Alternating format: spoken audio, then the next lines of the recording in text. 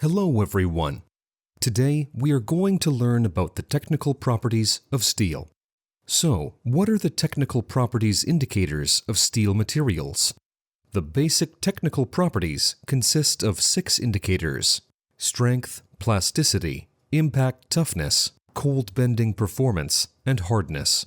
First, let's take a look at the stress-strain curve of low-carbon steel under tension. From the graph, we can see that the tensile performance of the steel has 4 stages. The elastic stage, as shown by segments O to A. The yield stage, as shown by segments A to B. The hardening stage, as shown by segments B to C. And the necking stage, as shown by segments C to D. In the elastic stage, stress is directly proportional to strain. When the load is removed, the specimen can return to its original length. The ability of steel to resist elastic deformation under stress is called resilience. The elastic modulus, symbolized by E, is the measure of steel's resilience, expressed in megapascals, MPa. It can be expressed as E equals F divided by epsilon equals tangent alpha in formula.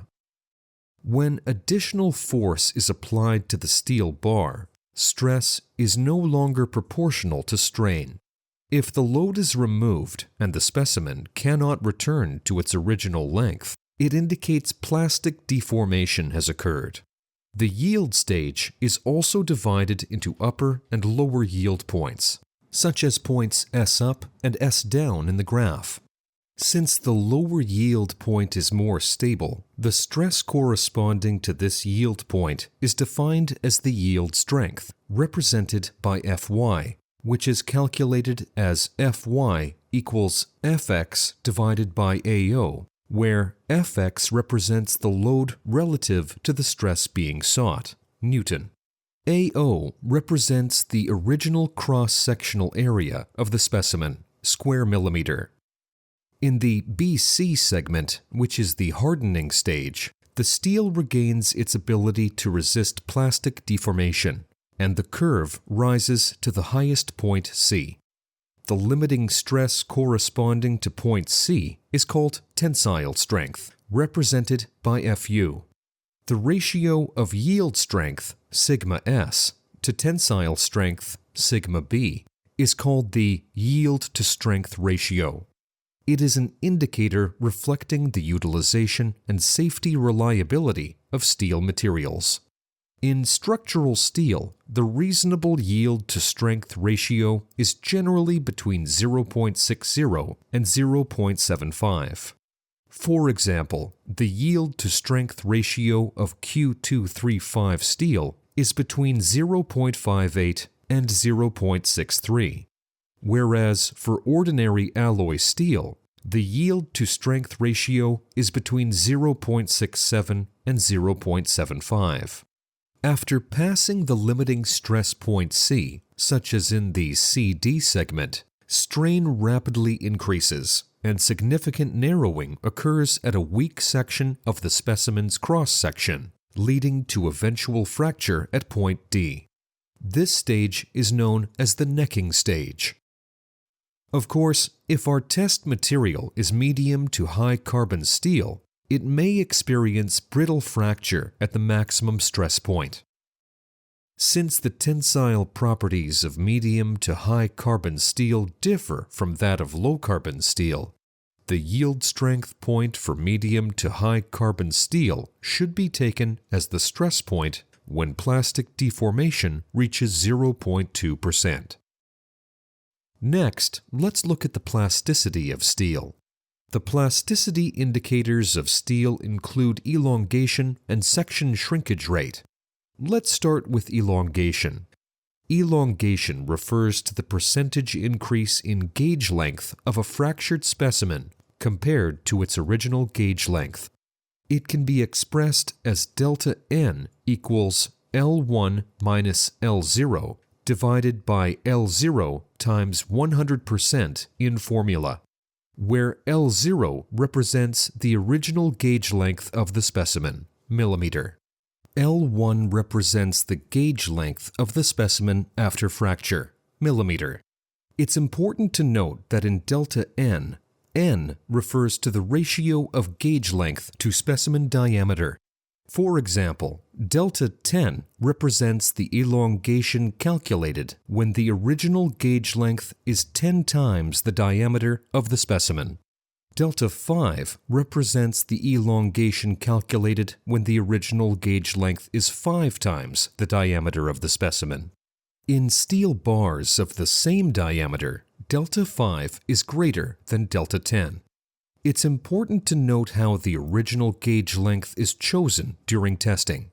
When the diameter of the steel is 10 millimeters or less, N is set to 10. When the diameter is greater than 10 millimeters, N is set to 5.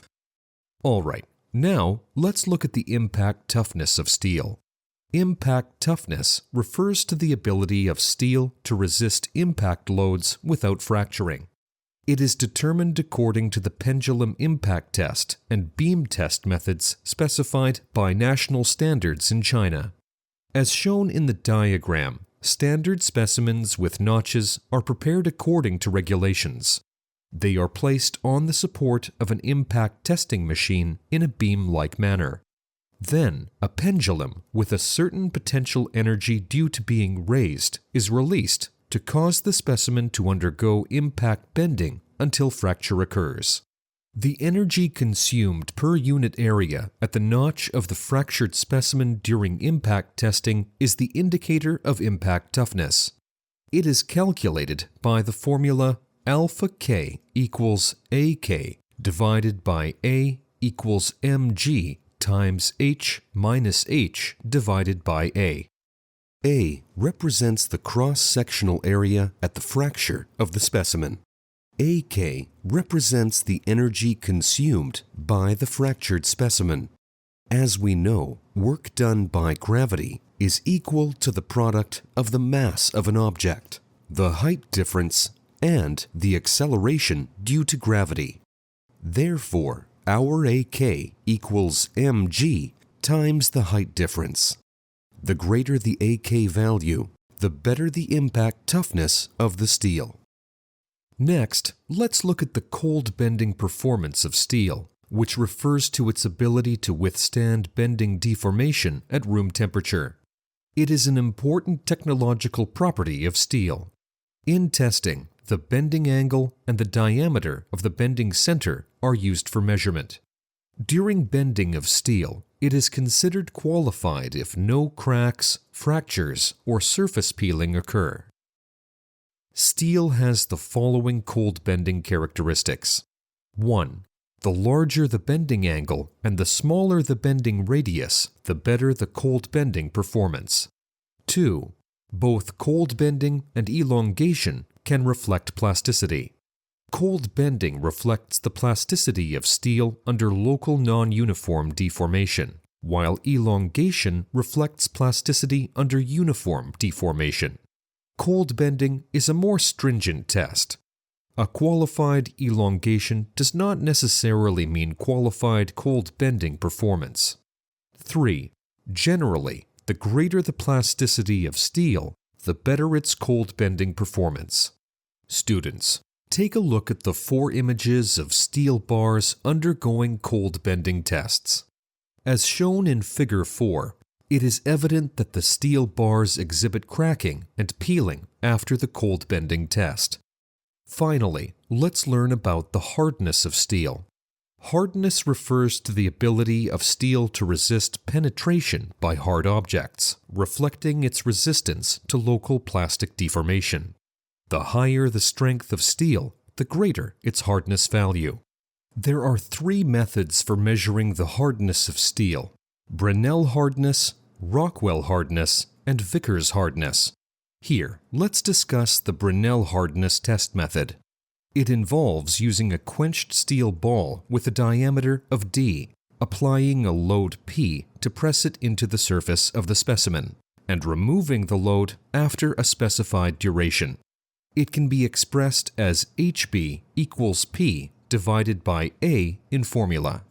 P represents the applied load, A represents the surface area of the indentation.